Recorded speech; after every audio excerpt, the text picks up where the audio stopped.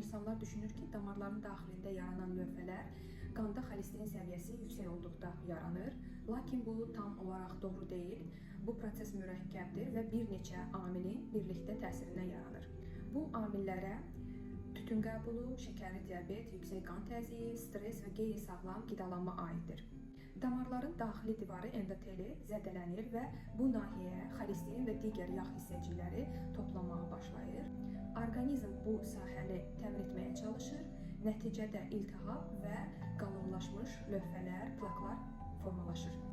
Lövhələr damarları daraldır, normal qan axınını çətinləşdirir. Ateroskleroz təkcə xolesterin yığılması deyil, bu damar divarının zədələnməsi və xroniki iltihab nəticəsində yaranan kompleks bir prosesdir və böyrəklər də bu prosesdən ciddi şəkildə təsirlənir. Buna görə də təkcə xolesterin səviyyəsinə deyil, həm qan təzyiqinə, qanda şəkər səviyyəsi, qidalanma, tütün qəbulu və həyat tərzinə ciddi nəzarət etmək vacibdir. Unutmayaq ki, sağlam damarlar, sağlam böyrək, sağlam ürək deməkdir.